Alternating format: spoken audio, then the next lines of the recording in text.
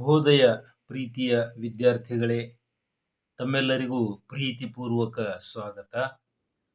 ಇವತ್ತು ನಾವು 9ನೇ ತರಗತಿಯ ವಿಶೇಷ ಗದ್ಯ ಪಾಠ ಜನಪದ ಕಲೆಗಳ ವೈಭವ ಅದನ್ನು ನಾವು ಅಧ್ಯಯನ ಮಾಡಬೇಕಾಗಿದೆ. ಈಗಾಗಲೇ ನಾವು ಅದರ ಪಠ್ಯ ಪರಿಕ್ರಮವನ್ನು ನಾವು ನೋಡಿದ್ದೇವೆ, ಅದರ ಬಗ್ಗೆ ಸಾಕಷ್ಟು ಚರ್ಚೆ ಮಾಡಿದ್ದೇವೆ. ಈಗ ನಾವು ಅದಕ್ಕೆ ಸಂಬಂಧಪಟ್ಟಂತಹ ಕೆಲವೊಂದು ಅಭ್ಯಾಸಗಳನ್ನು ತಿಳಿದುಕೊಳ್ಳಬೇಕಾಗಿದೆ. ಮೊದಲಿಗೆ ನಾವು ಪಠ್ಯ ಪುಸ್ತಕದ ಕಡೆಗೆ ಇನ್ನೊಮ್ಮೆ ಗಮನ ಹರಿಸೋಣ. ಇಲ್ಲಿ ಪದಗಳಿಗೆ ಅರ್ಥ ಇದೆ, ಪರೀಕ್ಷಾ ದೃಷ್ಟಿಯಿಂದ ಇದು ಕೂಡ ಅಷ್ಟೇ ಮಹತ್ವದ್ದು. ವಿದ್ಯಾರ್ಥಿಗಳೇ, ದಯವಿಟ್ಟು ತಾವು ಕಿವಿಗೆ ಇಯರ್ಫೋನ್ ಹಾಕಿಕೊಂಡರೆ ಏಕಾಗ್ರತೆ ಉಂಟಾಗುತ್ತದೆ. ಆದುದರಿಂದ ಏಕಾಗ್ರತೆಯ ಸಲುವಾಗಿ ತಾವು ಕಿವಿಗೆ ಇಯರ್ಫೋನ್ ಅಥವಾ ಹೆಡ್ಫೋನ್ಗಳನ್ನು ಧರಿಸುವುದು ಒಳ್ಳೆಯದು. ನೋಡಿ, ಈಗ ಪದಗಳಿಗೆ ಅರ್ಥ ಮೊದಲು ನಾವು ನೋಡೋಣ. ಏಕತಾನತೆ ಅಂದರೆ ಒಂದೇ ರೀತಿಯ, ಕಾಳಗ ಯುದ್ಧ, ಗಿರಕಿ ತಿರುಗು, ಗೊಂಡೇವ ಬಣ್ಣ ಬಣ್ಣದ ದಾರದ ಗೊಂಚಲು, ಚಕ್ರಮಂಡಿ ಯಕ್ಷಗಾನ ನೃತ್ಯದ ಒಂದು ಹೆಜ್ಜೆ, ಚಂಡೆ ಚರ್ಮವಾದ್ಯ, ದೀವಟಿಗೆ ಪಂಜು, ಬಟ್ಟು ವೃತ್ತಾಕಾರದ ರಾಳ ಬೆಂಕಿಯ ಜ್ವಾಲೆ ಹೆಚ್ಚಿಸಲು ಬಳಸುವ ಪುಡಿ, ವಾಡಿಕೆ ರೂಢಿ, ವೈಖರಿ ರೀತಿ. ನಾವು ಈ ಕಡೆಗೆ ಬರೋಣ. ಕಥನ ಕವನ ಅಂದರೆ ಹಾಡಿನ ಮೂಲಕ ಹೇಳುವ ಕತೆ. ಕುಬ್ಜೆ ಗೂನು ಬೆನ್ನಿನವಳು ಅಂದ್ರೆ ಅರ್ಥಾತ್ ಮಂಥರೆ, ರಾಮಾಯಣದಲ್ಲಿ ಬರ್ತಕ್ಕಂತಹ ಪಾತ್ರ ತಮ್ಮೆಲ್ಲರಿಗೂ ತಿಳಿದೇ ಇದೆ. ಗುಣಿ ಡೊಳ್ಳು ಬಾರಿಸುವ ಮರದ ತುಂಡು, ಛಾಪು ವರ್ಚಸ್ಸು, ನೇಪಥ್ಯ ತೆರೆಯ ಹಿಂಭಾಗ, ಮಂತ್ರಮುಗ್ಧ ಪರವಶ, ಹಾಸು ಹೊಕ್ಕು ಆವರಿಸು, ಹೊನ್ನಾವಿಗೆ ಚಿನ್ನದ ಪಾದುಕೆ. ಈಗ ನಾನು ನಿಮಗೆ ಕೆಲವೊಂದು ಪ್ರಶ್ನೆಗಳಿಗೆ ಉತ್ತರಗಳು ಹೇಳ್ತಾ ಇದ್ದೇನೆ. ನೋಡಿ ವಿದ್ಯಾರ್ಥಿಗಳೇ, ಯಾವಾಗಲೂ ಈ ಪ್ರಶ್ನೆಗಳು ಮಾದರಿಯ ಪ್ರಶ್ನೆಗಳು, ಉತ್ತರಗಳು ಕೂಡ ಮಾದರಿಯ ಉತ್ತರಗಳು. ತಾವು ಉತ್ತರಗಳನ್ನು ಇಲ್ಲಿನಿಂದ ಹಲವು ಸಲ ಕೇಳಬೇಕು, ಪಠ್ಯಪುಸ್ತಕವನ್ನು ಓದಬೇಕು, ತಮಗೆ ಯೋಚಿಸಿ ಅಥವಾ ತೋಚಿದ ಅಥವಾ ಈ ಮಾರ್ಗದರ್ಶನದ ಮೇರೆಗೆ ಅತ್ಯುತ್ತಮ ಉತ್ತರಗಳನ್ನು ಬರೆಯುವುದು ತಾವು ರೂಢಿಸಿಕೊಳ್ಳಬೇಕು. ತಾವು ಬರೆದ ಉತ್ತರವೇ ಎಂದಿಗೂ ಅತ್ಯುತ್ತಮವಾದಂತಹ ಉತ್ತರವಾಗಿರುತ್ತದೆ. ಈಗ ಒಂದು ವಾಕ್ಯದಲ್ಲಿ ಉತ್ತರಿಸಿರಿ ಎನ್ನುವ ಪ್ರಶ್ನೆ ಇದೆ. ವೀರಗಾಸೆಯಲ್ಲಿ ಬಳಸುವ ವಾದ್ಯಗಳು ಯಾವುವು? ಉತ್ತರ: ವೀರಗಾಸೆಯಲ್ಲಿ ಬಳಸುವ ವಾದ್ಯಗಳು ಕರಡೆ, ಓಲಗ, ತಾಳ, ಶ್ರುತಿ ಮತ್ತು ಚಮಾಳ. ಪ್ರಶ್ನೆ 2, ಕಂಸಾಳೆ ಎಂಬ ಹೆಸರು ಹೇಗೆ ಬಂದಿತು? ಉತ್ತರ: ಕಂಸಾಳೆ ಎಂಬ ಹೆಸರು ಕಾಂಸತಾಲ್ಯ ಎಂಬ ಪದದ ತದ್ಭವ ರೂಪವಾಗಿ ಬಂದಿತ್ತು. 3ನೇ ಪ್ರಶ್ನೆ, ಡೊಳ್ಳು ಕುಣಿತ ಯಾವ ಸಂಪ್ರದಾಯಕ್ಕೆ ಸೇರಿದ ಕುಣಿತವಾಗಿದೆ? ಉತ್ತರ: ಡೊಳ್ಳು ಕುಣಿತ ಬೀರೇಶ್ವರ ಸಂಪ್ರದಾಯಕ್ಕೆ ಸೇರಿದ ಹಾಲುಮತ ಸಮುದಾಯದ ಕುಣಿತವಾಗಿದೆ. ಪ್ರಶ್ನೆ 4, ಭರಮದೇವರ ಗುಡಿಯ ಮುಂದೆ ಡೊಳ್ಳಿನ ಹಾಡುಗಳ ಕಾರ್ಯಕ್ರಮ ಯಾವಾಗ ನಡೆಯುತ್ತದೆ? ಉತ್ತರ: ಭರಮದೇವರ ಗುಡಿಯ ಮುಂದೆ ಡೊಳ್ಳಿನ ಹಾಡುಗಳ ಕಾರ್ಯಕ್ರಮ ಶ್ರಾವಣ ಸೋಮವಾರ, ಅಮಾವಾಸ್ಯೆಯ ದಿನ ಮತ್ತು ಯುಗಾದಿಯಂದು ಪಲ್ಲಕ್ಕಿ ಉತ್ಸವದ ತರುವಾಯ ನಡೆಯುತ್ತದೆ. ಪ್ರಶ್ನೆ 5, ಯಕ್ಷಗಾನದ 3 ಶೈಲಿಗಳು ಯಾವುವು? ಉತ್ತರ: ತೆಂಕತಿಟ್ಟು, ಬಡುಗತಿಟ್ಟು ಮತ್ತು ಬಡುಗತಿಟ್ಟು. ಇವು 3 ಯಕ್ಷಗಾನದ ಶೈಲಿಗಳು ಆಗಿವೆ.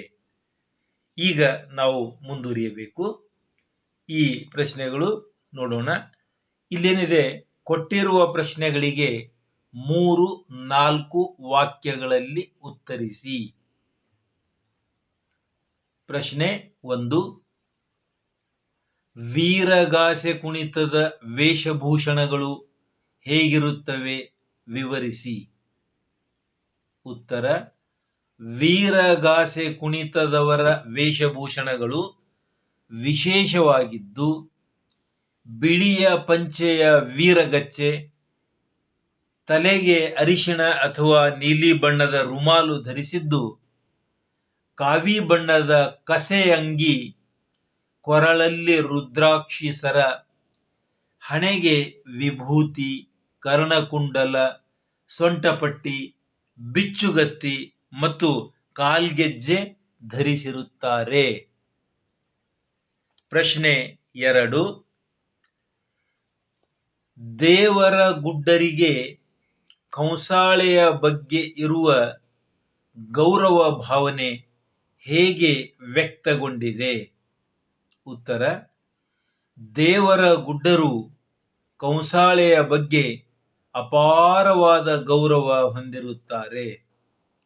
ಕಾಣಿಕೆಯನ್ನು ಸ್ವೀಕರಿಸುವಾಗ ಕಂಸಾಳೆಯ ಬಟ್ಟಲನ್ನು ಮುಂದೆ ಒಡ್ಡಿ ಕಾಣಿಕೆ ಪಡೆದು ನಂತರ ಅದನ್ನು ತಮ್ಮ ಜೋಳಿಗೆಗೆ ಸುರಿದುಕೊಳ್ಳುವರು.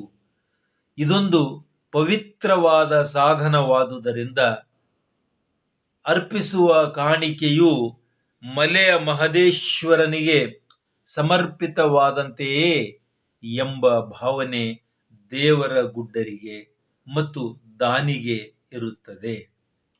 ಕಂಸಾಳೆಯ ಮಹಿಮೆ ಅಪಾರವೆಂದು ಭಾವಿಸುವ ಗುಡ್ಡರು ಅದನ್ನು ಪೂಜಿಸುತ್ತಾರೆ ಎಂಬ ಗೌರವ ಭಾವನೆ ಈ ಗದ್ಯದಲ್ಲಿ ವ್ಯಕ್ತಗೊಂಡಿದೆ. ಪ್ರಶ್ನೆ 2. ಭರಮದೇವರ ಗುಡಿಯ ಮುಂದೆ ಡೊಳ್ಳಿನ ಹಾಡುಗಳ ಕಾರ್ಯಕ್ರಮ ಹೇಗೆ ನಡೆಯುತ್ತದೆ? ಕೆಲವು ವಿಶೇಷ ಸಂದರ್ಭ ಉತ್ಸವಗಳಲ್ಲಿ ಭರಮದೇವರ ಗುಡಿಯ ಮುಂದೆ ಡೊಳ್ಳಿನ ಹಾಡಿನ ಕಾರ್ಯಕ್ರಮ ನಡೆಯುತ್ತದೆ. ಮುಮ್ಮೇಳದವರು ಡೊಳ್ಳು ಬಾರಿಸುತ್ತಾ ಹಾಡು ಹೇಳುತ್ತಾರೆ. ಹಿಮ್ಮೇಳದಲ್ಲಿ ಹಲವರು ತಾಳ ಮತ್ತು ಕೊಳಲು ಬಾರಿಸುತ್ತಾ ಮುಮ್ಮೇಳದವರು ಹೇಳಿಕೊಟ್ಟ ಹಾಡಿನ ಭಾಗವನ್ನು ಹೇಳುತ್ತಾರೆ. ಸಾಮಾನ್ಯವಾಗಿ ಹಾಡಿನ ವಿಷಯ ದೈವ ಮಹಿಮೆ ಅಥವಾ ದೈವ ಭಕ್ತರ ಕಥೆಯಾಗಿರುತ್ತದೆ. ಈ ಕಥನ ಕವನಕ್ಕೆ ರಗಳೆಯೇ ತಕ್ಕ ಧಾಟಿ. ಪ್ರಶ್ನೆ 4. ಯಕ್ಷಗಾನದಲ್ಲಿ ತೆಂಕತಿಟ್ಟು ಮತ್ತು ಬಡಗತಿಟ್ಟುಗಳ ವೈಶಿಷ್ಟ್ಯವೇನು ವಿವರಿಸಿ. 4ನೇ ಉತ್ತರ: ಯಕ್ಷಗಾನದಲ್ಲಿ ತೆಂಕತಿಟ್ಟು ಮತ್ತು ಬಡಗತಿಟ್ಟು ತಮ್ಮದೇ ಆದ ವೈಶಿಷ್ಟ್ಯಗಳನ್ನು ಹೊಂದಿವೆ. ತೆಂಕತಿಟ್ಟಿನಲ್ಲಿ ಚಂಡೆವಾದಕನಿಗೆ ಆಸನದ ವ್ಯವಸ್ಥೆ ಇರುವುದಿಲ್ಲ. ಪಾತ್ರಧಾರಿಗಳಿಗೆ ಒಂದು ಸಿಂಹಾಸನವಿರುತ್ತದೆ. ಬಡಗುತಿಟ್ಟಿನಲ್ಲಿ ಇದರ ಬದಲಿಗೆ ರಥದ ಆಕೃತಿಯ ಆಸನವನ್ನು ಸಾಂಪ್ರದಾಯಿಕವಾಗಿ ಬಳಸುತ್ತಾರೆ. ತೆಂಕಿನಲ್ಲಿ ಅರ್ಥಗಾರಿಕೆ ಪ್ರಾಧಾನ್ಯವಿದ್ದು ದೊಡ್ಡ ದೊಡ್ಡ ಹೆಜ್ಜೆ ಹಾಕಿ ಗಿರಿಕಿ ಹೊಡೆಯುವುದು ಇದರ ವೈಶಿಷ್ಟ್ಯ. ಬಡಗಿನಲ್ಲಿ ಕುಣಿತ ಹಾಗೂ ಅಭಿನಯಕ್ಕೆ ಪ್ರಾಧಾನ್ಯವಿರುತ್ತದೆ. ಇಲ್ಲಿ ಚಕ್ರಮಂಡಿ ಕುಣಿತವಿರುತ್ತದೆ. ಪ್ರಶ್ನೆ 5. ಚೌಕಿಯಲ್ಲಿ ನಡೆಯುವ ವಿಶೇಷಗಳೇನು ವಿವರಿಸಿ. ಉತ್ತರ: ಚೌಕಿಯಲ್ಲಿ ಭಾಗವತರು ಹಿಮ್ಮೇಳದವರು ಮತ್ತು ಪಾತ್ರಧಾರಿಗಳೊಂದಿಗೆ ಆಗಮಿಸುವರು. ಪಾತ್ರಧಾರಿಗಳು ಇಲ್ಲಿ ತಮ್ಮ ಬಣ್ಣವನ್ನು ತಾವೇ ಹಚ್ಚಿಕೊಳ್ಳುತ್ತಾರೆ. ಚೌಕಿಯಲ್ಲಿ ಮೊದಲಿಗೆ ಗಣಪತಿ ಪೂಜೆ ನಡೆಯುತ್ತದೆ. ಈಗ ನಾವು ಮುಂದೆ ವಿಶೇಷವಾಗಿ 8-10 ವಾಕ್ಯಗಳಲ್ಲಿ ಉತ್ತರಿಸಬೇಕಾದ ಪ್ರಶ್ನೆಗಳು ಇವೆ. ಪ್ರೀತಿಯ ವಿದ್ಯಾರ್ಥಿಗಳೇ, ಇವು ಚರ್ಚಾತ್ಮಕ ಉತ್ತರಗಳು. ತಾವು ಕೂಡ ಇದನ್ನು ಗ್ರಹಿಸಿ ಅನೇಕ ಸಲ ಕೇಳಿ ಓದಿ ಪಠ್ಯಪುಸ್ತಕವನ್ನು ಕೂಡ ಓದಿ ತಾವು ತಮ್ಮ ಅತ್ಯುತ್ತಮವಾದಂತಹ ಉತ್ತರವನ್ನು ಬರೆಯಬೇಕು. ಆದರೆ ಯಾವಾಗಲೂ ತಾವು ಕಿವಿಗೆ ಇಯರ್ಫೋನ್ ಹಾಕಿಕೊಂಡು ಕೇಳಬೇಕು ಎನ್ನುವುದು ಅತಿ ಮುಖ್ಯವಾದಂತಹ ಸಂಗತಿಯಾಗಿರುತ್ತದೆ. 8-10 ವಾಕ್ಯಗಳಲ್ಲಿ ಬರೆಯಬೇಕಾದ ಮೊದಲನೆಯ ಪ್ರಶ್ನೆ, ವೀರಗಾಸೆ ನರ್ತಕನ ಒಡಪಿನೊಂದಿಗೆ ಕುಣಿತ ಹೇಗಿರುತ್ತದೆ? ವೀರಗಾಸೆಯಲ್ಲಿ ಸಾಮಾನ್ಯವಾಗಿ ನರ್ತಕನು ಒಡಪು ಹೇಳುತ್ತಾ ತನ್ನ ಕುಣಿತವನ್ನು ಆರಂಭಿಸುವನು. ಅಹಹಾ ರುದ್ರ, ಅಹಹಾ ದೇವ ಎಂಬ ಸಂಬೋಧನೆಯೊಂದಿಗೆ ಪ್ರಾರಂಭವಾದ ಕುಣಿತ ವೀರಭದ್ರ ದೇವರು ಹುಟ್ಟಿದ ಸಂದರ್ಭದ ವರ್ಣನೆ ಹೀಗಿದೆ. ವೀರಭದ್ರ ದೇವರು ಹುಟ್ಟಿದ ರೂಪ ಎಂತು ಎಂದೊಡೆ, ಹುಟ್ಟಿದಾಗಲೇ ಹೂವಿನಗಾಸೆ, ಮಂಜುಳಗಾಸೆ, ಬ್ರಹ್ಮಗಾಸೆ, ವಿಷ್ಣುಗಾಸೆ, ರುದ್ರಗಾಸೆ, ಮೆಟ್ಟಿದ ಹೊನ್ನಾವಿಗೆ 1000 ಶಿರ, 3000 ನಯನ, 2000 ಭುಜ, ಕೆಕ್ಕೇರಿದ ಕಣ್ಣು, ಜುಂಜು ಮಂಡೆ.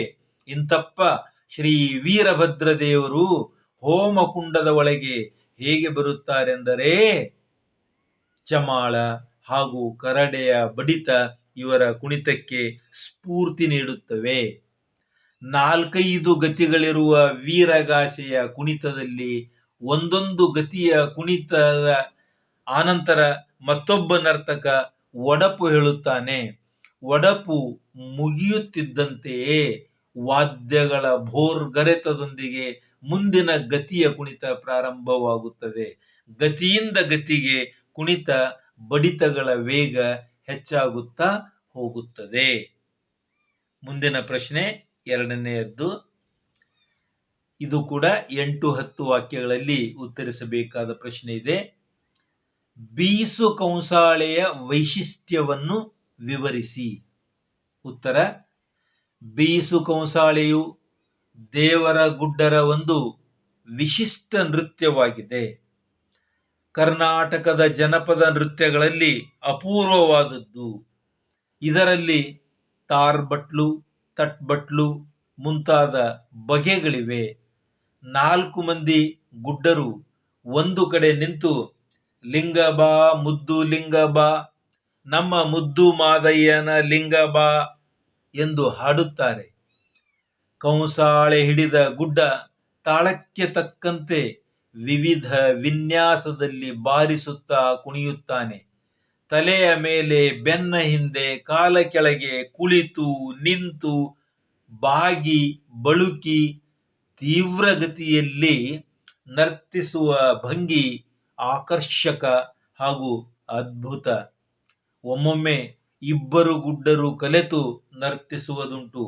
ಒಬ್ಬರ ಕಂಸಾಳೆಗೆ ಮತ್ತೊಬ್ಬರು ಕುಟ್ಟುತ್ತಾ ಕುಣಿಯುವ ವೈಖರಿ ಅತ್ಯಂತ ಆಕರ್ಷಕವಾದದ್ದು ಮತ್ತು ವಿಶಿಷ್ಟವಾದದ್ದು.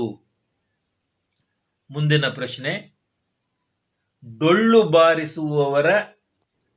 ಬಾರಿಸುವ ಕಲಾವಿದರ ವೇಷಭೂಷಣಗಳು ಹೇಗಿರುತ್ತವೆ? ಡೊಳ್ಳು ಬಾರಿಸುವ ಕಲಾವಿದರು ತಮ್ಮ ದೇಹದ ಮೇಲಭಾಗಕ್ಕೆ ಕರಿಯ ಕಂಬಳಿಯನ್ನು, ಸೊಂಟದ ಭಾಗಕ್ಕೆ ಮೊಳಕಾಲ ಮೇಲೆ ಬರುವಂತೆ ಕಚ್ಚೆ, ಪಂಚೆಯನ್ನು ಉಡುತ್ತಾರೆ. ಕೆಲವೊಮ್ಮೆ ಹುಲಿಯ ಚರ್ಮದ ರೀತಿಯ ಉಡುಪನ್ನೂ ಧರಿಸುತ್ತಾರೆ. ಕುಣಿತದ ಕಾಲಕ್ಕೆ ವಾದ್ಯಗಾರರು ಹಸಿರು ಇಲ್ಲವೇ ಕೆಂಪು ಬಣ್ಣದ ಗಗ್ಗರಿ, ಅಂಗಿ, ಟೊಪ್ಪಿಗೆ ಧರಿಸುವರು. ತಮ್ಮ 2 ಕೈಗಳಲ್ಲೂ ಅದೇ ಬಣ್ಣದ ಕರವಸ್ತ್ರ ಹಿಡಿದಿರುತ್ತಾರೆ. ಮಕ್ಕಳೇ, ಪ್ರಶ್ನೆ 4. ಯಕ್ಷಗಾನದ ವೈಶಿಷ್ಟ್ಯ ಹಾಗೂ ಪೂರ್ವರಂಗದ ಉದ್ದೇಶವೇನು? ಯಕ್ಷಗಾನದ ಆರಂಭಕ್ಕೂ ಮುನ್ನ ಸಾಕಷ್ಟು ಪೂರ್ವ ಸಿದ್ಧತೆ ಇರುವುದು. ಭಾಗವತರು ಹಿಮ್ಮೇಳ ಹಾಗೂ ಪಾತ್ರಧಾರಿಗಳೊಂದಿಗೆ ಚೌಕಿಗೆ ಆಗಮಿಸುವರು. ಅಲ್ಲಿ ಮೊದಲು ಗಣಪತಿ ಪೂಜೆ ನಡೆಯುತ್ತದೆ. ಗಣಪತಿ ಸ್ತುತಿ, ಬಳಿಕ ವಿಷ್ಣು ಪರಮೇಶ್ವರ, ದುರ್ಗೆ ಮೊದಲಾದ ದೇವತೆಯರ ಸ್ತುತಿ, ಭಾಗವತರು ಹಾಡುವರು. ನಂತರ ಸಭಾವಂದನೆ ಜರುಗುವುದು. ಕೋಡಂಗಿಗಳು ಅಂದರೆ ಹಾಸ್ಯಗಾರರು ಬಂದು ಕುಣಿದು ಕುಪ್ಪಳಿಸುವರು, ಪ್ರೇಕ್ಷಕರನ್ನು ರಂಜಿಸುವರು. ಅದಾದ ಮೇಲೆ ಬಾಲಗೋಪಾಲರ ಆಗಮನ, ಸ್ತ್ರೀ ವೇಷಧಾರಿಯರ ಕುಣಿತ, ಪುರುಷರೇ ಸ್ತ್ರೀ ವೇಷ ಹಾಕುವುದು ಯಕ್ಷಗಾನದ ವೈಶಿಷ್ಟ್ಯ. ಯಕ್ಷಗಾನದ ಪೂರ್ವರಂಗ ಎಂದು ಕರೆಯಲಾಗುವ ಬಾಲಗೋಪಾಲ ಸ್ತ್ರೀ ವೇಷಗಳ ಮುಂದಿನ ಉದ್ದೇಶ ಮುಂದಿನ ಕಥಾಪ್ರಸಂಗಕ್ಕೆ ಪ್ರೇಕ್ಷಕರನ್ನು ಮಾನಸಿಕವಾಗಿ ಅಣಿಗೊಳಿಸುವುದೇ ಆಗಿದೆ. ಪುನಃ ದೇವತಾಸ್ತುತಿ, ಅದಾದ ನಂತರ ಅಂದಿನ ಪ್ರಸಂಗಕ್ಕೆ ಸಂಬಂಧಿಸಿದ ಒಡ್ಡೋಲಗ ಪ್ರಾರಂಭವಾಗುತ್ತದೆ. ಈಗ ನಾವು ಇನ್ನೊಂದು ಹಂತಕ್ಕೆ ತಲುಪಿದ್ದೇವೆ. ಸಂದರ್ಭ ಸಹಿತ ಸ್ವಾರಸ್ಯ ವಿವರಿಸಿ. ಮಕ್ಕಳೇ, ಈ ಪ್ರಶ್ನೆಗೆ ಉತ್ತರ ನಾವು 3 ಹಂತದಲ್ಲಿ ಬರೆಯಬೇಕು. ಆಯ್ಕೆ, ಸಂದರ್ಭ ಹಾಗೂ ಸ್ವಾರಸ್ಯ.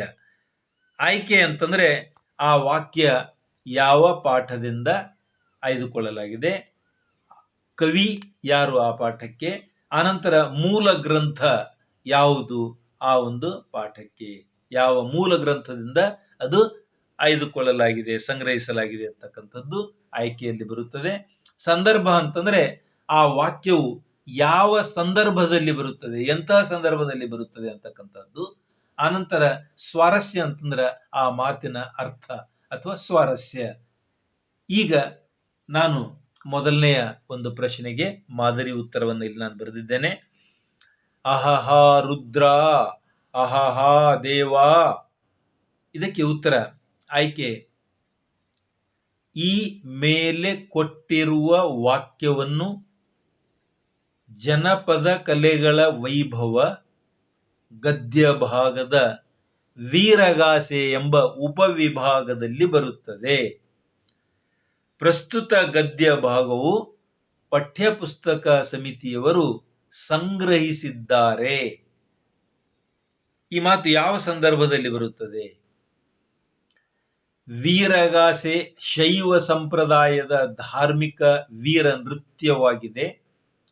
ಇತ್ತೀಚೆಗೆ ಇದೊಂದು ಜನಪದ ಕಲೆಯಾಗಿಯೂ ರೂಪುಗೊಂಡು ಸಾಮೂಹಿಕ ಪ್ರದರ್ಶನವಾಗುತ್ತಿದೆ. ವೀರಗಾಸೆ ಕುಣಿತದವರು ಬಿಳಿಯ ಪಂಚೆ, ವೀರಗಚ್ಚೆ, ತಲೆಗೆ ಅರಿಶಿಣ ಅಥವಾ ನೀಲಿ ಬಣ್ಣದ ರುಮಾಲು, ಕಾವಿ ಬಣ್ಣದ ಕಸೆಯಂಗಿ, ಕೊರಳಲ್ಲಿ ರುದ್ರಾಕ್ಷಿಸರ, ಹಣೆಗೆ ವಿಭೂತಿ, ಕರ್ಣಕುಂಡಲ, ಸೊಂಟಪಟ್ಟಿ, ಕಾಲಲ್ಲಿ ಗೆಜ್ಜೆ, ಕೈಯಲ್ಲಿ ಬಿಚ್ಚುಗತ್ತಿ ಹಿಡಿದು ಆವೇಶಭರಿತರಾಗಿ ಕುಣಿಯುತ್ತಾ ನೆರೆದ ಜನತೆಗೆ ಒಡಪು ಹೇಳುವಾಗ ಈ ಮೇಲಿನ ಮಾತು ನುಡಿಯುತ್ತಾರೆ. ಅಂದರೆ ಇದು ಆ ಮಾತು ಬರುವ ಸಂದರ್ಭವಾಯಿತು. ಹಾಗಾದರೆ ಆ ಒಂದು ವಾಕ್ಯದ ಸ್ವಾರಸ್ಯ ಏನಿರಬಹುದು? ವೀರಭದ್ರ ದೇವರ ಒಡಪುಗಳು ಒಂದು ರೀತಿಯ ಬೆಡಗಿನ ವಚನಗಳಾಗಿರುತ್ತವೆ. ಅಂದ್ರೆ ರಹಸ್ಯಮಯವಾಗಿರತಕ್ಕಂತಹ ಸಂಗತಿಗಳನ್ನ ಹೇಳ್ತಕ್ಕಂಥವು. ಇಲ್ಲವೇ ವೀರಭದ್ರ ದೇವರ ಹುಟ್ಟಿನ ವರ್ಣನೆಯಾಗಿರುತ್ತದೆ. ಆಗ ಈ ಮೇಲಿನ ಮಾತು ರುದ್ರನನ್ನು ಸಂಬೋಧಿಸಿ ಆವೇಶಭರಿತವಾಗಿ ನುಡಿಯುತ್ತಾರೆ ಅಂತಕ್ಕಂಥದ್ದು ಈ ಮಾತಿನ ಸ್ವಾರಸ್ಯವಾಗಿದೆ. ಪ್ರಶ್ನೆ 2. ಬಲರೇ ವೀರ, ಅಹಹಾ ವೀರ. ಆಯ್ಕೆ, ಪ್ರಸ್ತುತ ವಾಕ್ಯವನ್ನು ಸಮಿತಿಯವರು ಸಂಗ್ರಹಿಸಿ ರಚಿಸಿರುವ ಜನಪದ ಕಲೆಗಳ ವೈಭವ ಎಂಬ ಗದ್ಯಪಾಠದಿಂದ ಆಯ್ದುಕೊಳ್ಳಲಾಗಿದೆ. ಈ ಮೇಲಿನ ಮಾತು ವೀರಗಾಸೆ ಎಂಬ ಉಪವಿಭಾಗದಲ್ಲಿ ಬರುತ್ತದೆ.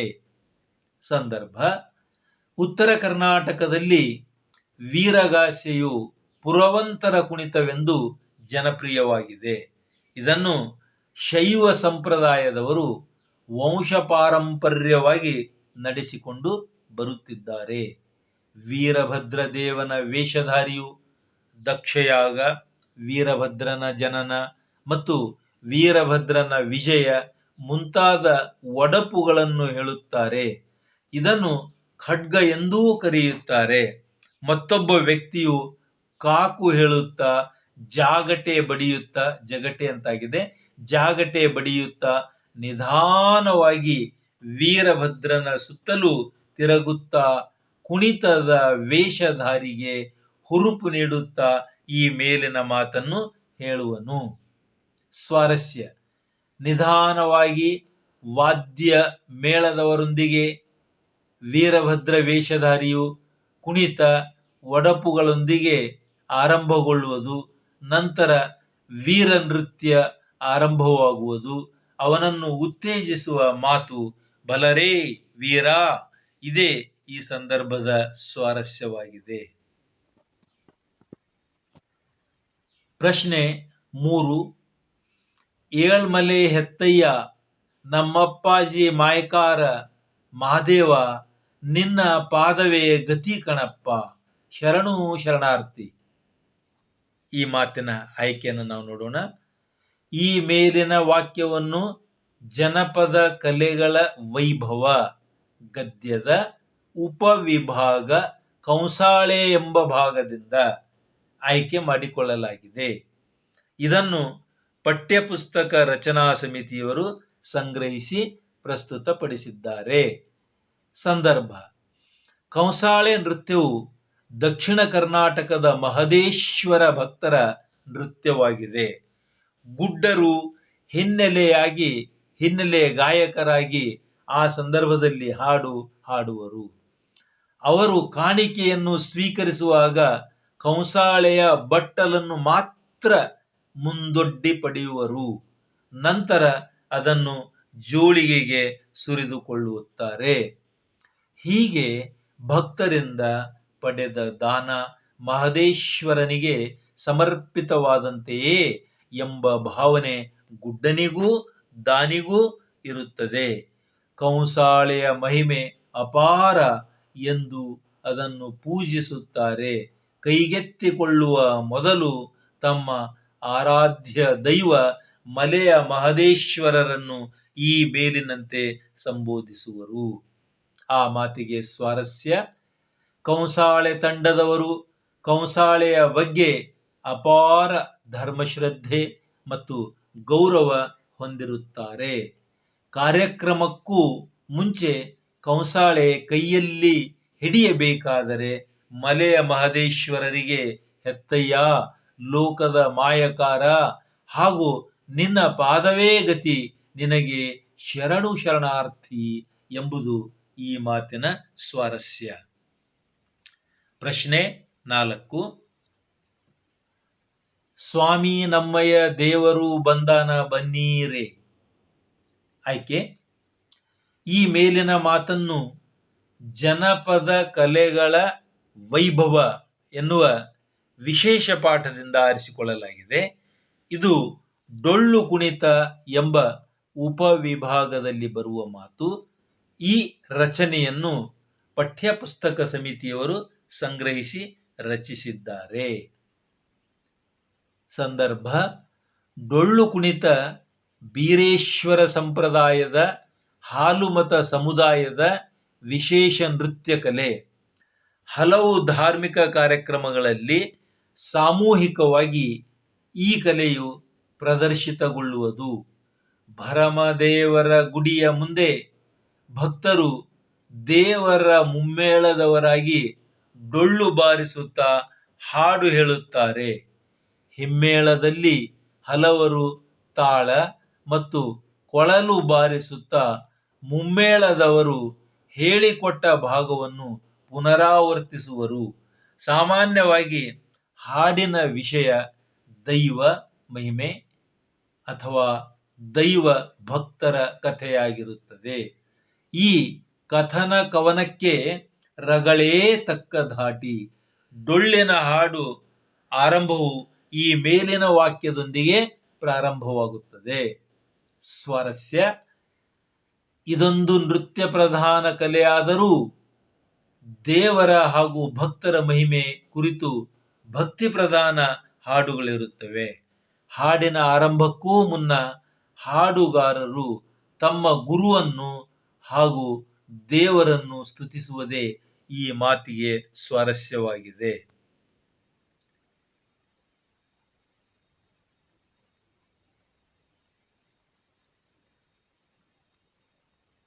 ಇಲ್ಲಿ ಕೊಟ್ಟಿರುವ ಪ್ರತಿಯೊಂದು ಪ್ರಶ್ನೆಗೂ 4 ಸಂಭಾವ್ಯ ಉತ್ತರಗಳನ್ನು ನೀಡಿದೆ. ಅವುಗಳಲ್ಲಿ ಸೂಕ್ತವಾದ ಉತ್ತರವನ್ನ ಆರಿಸಿ ಬರೆಯಬೇಕಾಗಿದೆ. ಪ್ರಶ್ನೆ 1, ವೀರಗಾಸೆ, ಇಲ್ಲಿ ರಿಕ್ತ ಸ್ಥಳವಿದೆ, ಡ್ಯಾಶ್ ಸಂಪ್ರದಾಯಕ್ಕೆ ಸೇರಿದ ನೃತ್ಯ.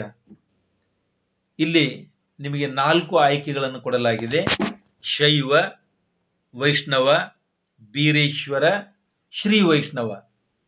ಇಲ್ಲಿ ಸರಿಯಾದ ಉತ್ತರ ಶೈವ. ಪ್ರಶ್ನೆ 2, ಕಂಸಾಳೆ ಗುಡ್ಡರು ಕಂಸಾಳೆಯನ್ನು ಕೈಗೆತ್ತಿಕೊಳ್ಳುವ ಮೊದಲು ಡ್ಯಾಶ್ ದೇವರನ್ನು ಸ್ಮರಿಸುತ್ತಾರೆ. ಉತ್ತರ 4 ಆಯ್ಕೆಗಳಿವೆ: ಭೈರವೇಶ್ವರ, ಮಹದೇಶ್ವರ, ನಂಜುಂಡೇಶ್ವರ, ವೈದ್ಯೇಶ್ವರ. ಉತ್ತರ ಮಹದೇಶ್ವರ. ಡೊಳ್ಳು ಕುಣಿತದ ಕಲಾವಿದರು ಹಾಡುವ ಬೀರೇಶ್ವರ ದೇವರ ಹಾಡು ಡ್ಯಾಶ್ಗೆ ಉದಾಹರಣೆಯಾಗಿವೆ. ಆಯ್ಕೆಗಳು: ಭಕ್ತಿಗೀತೆ, ಭಾವಗೀತೆ, ಕಾವ್ಯಗೀತೆ, ಜನಪದ ಗೀತೆ. ಉತ್ತರ ಕಾವ್ಯಗೀತೆ. ಪ್ರಶ್ನೆ 4, ಯಕ್ಷಗಾನದಲ್ಲಿ ರಂಗಸ್ಥಳದಲ್ಲಿ ಸಮೀಪವಿರುವ ನೇಪಥ್ಯವನ್ನು ಡ್ಯಾಶ್ ಎಂದು ಕರೆಯುತ್ತಾರೆ.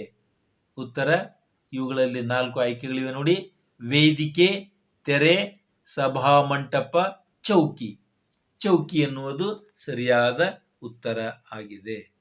ಈಗ ನಾವು ಕೊನೆಯ ಹಂತಕ್ಕೆ ಬಂದಿದ್ದೇವೆ.